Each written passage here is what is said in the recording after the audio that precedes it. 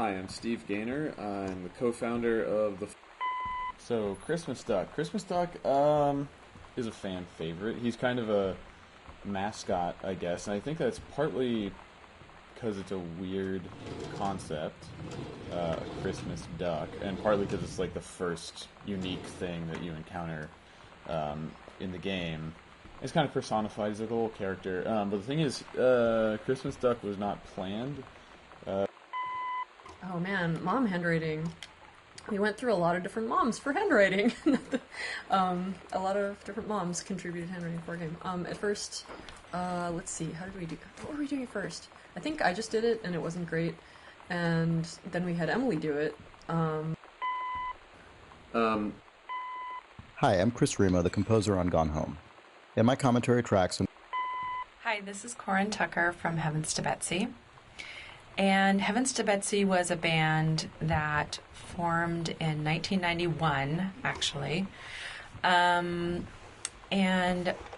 I actually got the idea for joining a band when I moved to Olympia, Washington, and became a fan of the music scene there.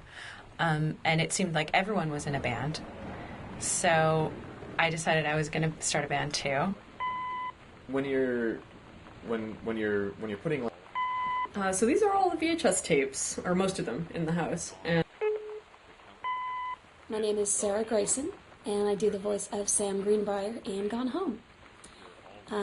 Currently based out of Portland, Oregon, so right around where the Fulbright Company is from, which is part of, I guess, how this all came to be. I started doing voiceover work probably about 4 or 5 years ago. It's been a bit of an on and off journey, because I also have had regular 9-to-5 jobs that whole time. So here's one of Dad's pulp. The doors were actually one of the hardest things in the game to get working correctly, and I know that there's still some bugs existing. One of our favorite movies is The Apartment, which was directed by Billy Wilder, and it starred Shirley MacLaine and Jack Lemmon, and it's from like 1960. Here we have Fresh Magazine, which is... Inside of this file folder, you find the first combination code in the game. This code goes to Dad's locked filing cabinet, and it's 0451, which is a bit of a tradition / in-joke amongst... I mean, it's not really an in-joke, it's just an internal reference amongst this lineage of... Most of the bookshelves in the house are filled with undifferentiated books. This is our... Sam's story / school assignment called The Menstrual Cycle, a novella, is kind of a fan favorite. We've found, like, a lot of people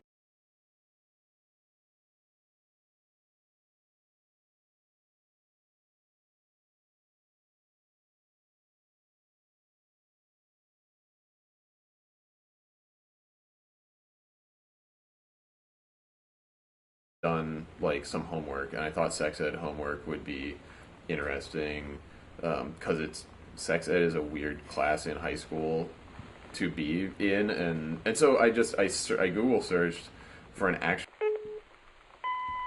I feel like one of the best bits of advice was actually from the Fulbright team before going in to do the first recording. And it was a suggestion that I should watch some episodes of My So-Called Life, which was great because I'd watched them all when they were actually on. Composing the ambient exploration tracks definitely ended up being the weirdest part of creating music for Gone Home. The audio diaries tended to take precedence since they had... One of the larger assets that we needed for the basement to really give it character and personality was a furnace. And when we were initially thinking of the furnace... Oh man, this thing. So 2 things. 1, Mom's Canadian. Yay! 2... So there's this little scrap of paper that's hidden under this bedside table, and you start to read it, and then Katie makes you stop reading it. There was a little bit of concern on my part before. Putback is the feature that I'm happiest with in the game, and it actually came about as sort of a little bit of an accident. Playtesters told us they didn't want to feel like some kind of horrible person rummaging around this house and tossing everything on the floor. But there wasn't really any other option initially. That's all you could do was sort of try and lob things back into the place. So, I had done some code before for placing turrets and things in other games where it, will arbitrarily orient an object to be perpendicular. The music for Gone Home was mainly composed over 2 separate periods, roughly a year apart. A version of Part 1 of the game had to be ready by October. Fanzines, I mean, that's one of the things that we started doing right away, was doing these Riot Girl fanzines, and everyone would contribute and write. So earlier in an early... All of the sliding doors that you see in the game are actually, from a code perspective, drawers. When I made a thing that could slide along a track like that. It's really about the ideals that... writing Sam...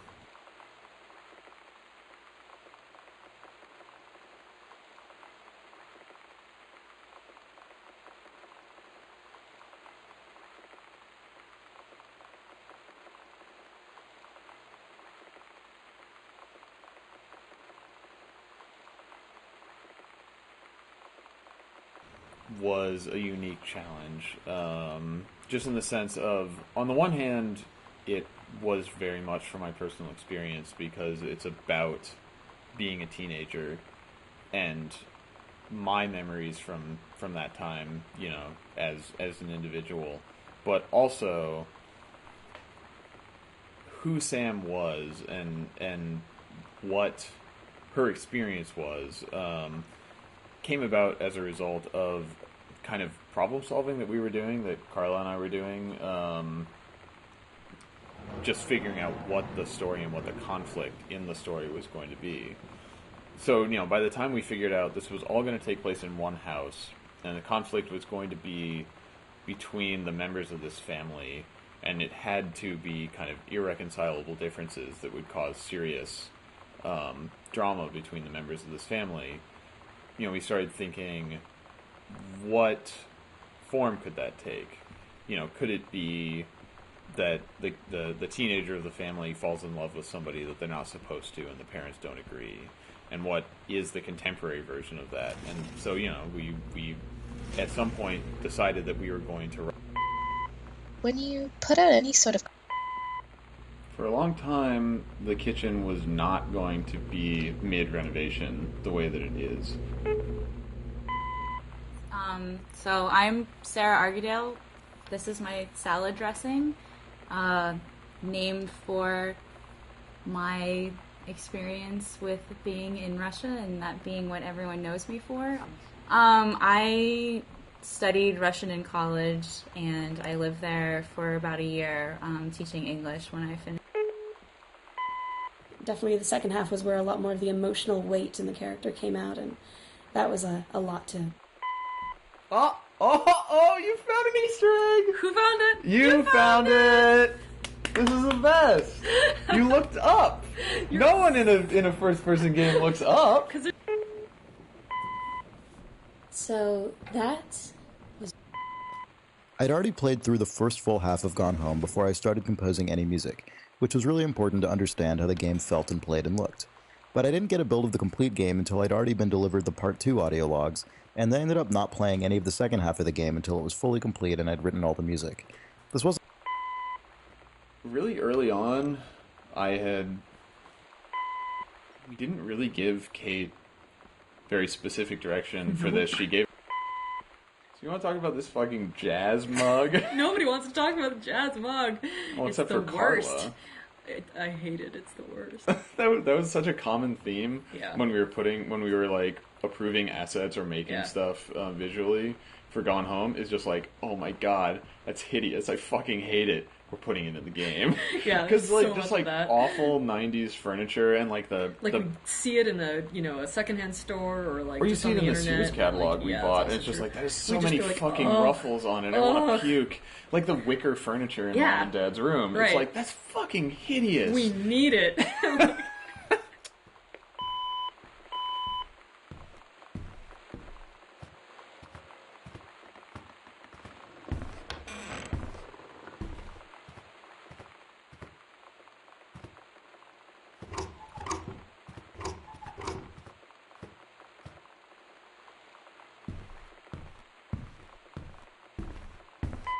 Yeah, the biggest purpose of the card, the Goodfellow High School jacket and the logo, generally. Hello, my name is Kate Craig, and I was creating a lot of the environment assets for the game. Not all of them, some of them I had help with, which I'll touch on a little later, but most of the stuff like the wall. The fact that there are speedruns for our game makes me really happy, and the fact that, that the any percent speedrun, aka you don't have to pick up anything, just get to the end as fast as possible, has basically been We never really discussed the idea of individually scoring each audio log ahead of time. I just got an email one day from Steve after they had done the first round of voice recording with Sarah Grayson, who did. I had seen Bikini Kill and Bratmobile play their first show at the North Shore Surf Club in Olympia. That was Valentine's Day, 1990. So these are... Mom and Dad are much more actively religious. Yeah, I ended up being pretty happy with this. This is the only picture of Lonnie that we had for a really long time, and I was really glad. I was one of the hosts of the Idle Thumbs video game podcast for a year. Barfburger is enjoyed by all.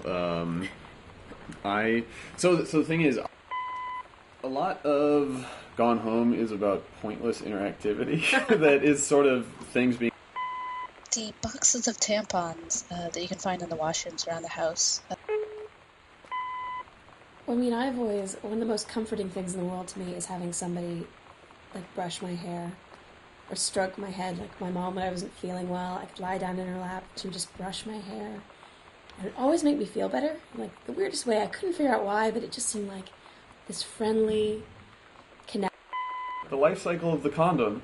That's One of my favorite things that came out during development was someone wrote an email mistakenly referring to mittens. Another board game. So there's a lot less density in the house than there would be in a real house. Like, if you look around your house, there's just junk piled everywhere, probably. maybe like, it's just our house. I think it's most house. Oh, you're right. But, so, our strategy was almost none of the events, the little events in the game, are scripted as far as, like, triggering when you do something specific. So all of the thunder and light... I really enjoyed playing Gone Home. I have to say it was pretty exciting to find the Heavens to Betsy tape, because that was really, those songs really did come out on a cassette tape at the time, and that really was how people discovered the music, was getting a cassette tape. Okay, the Wildfire book. Oh, man, look at this thing. Yeah, this was another one of those situations in which I totally felt like a weird creepo when I was doing research, and there was a lot of really horrifying romance novel covers. This poor guy was on somebody's Flickr account. You want to talk about a place for Christmas Duck? This is where Christmas Duck goes. I think this is one. It's one of those things where we had always wanted to... So this is the last room in the game, or at least the...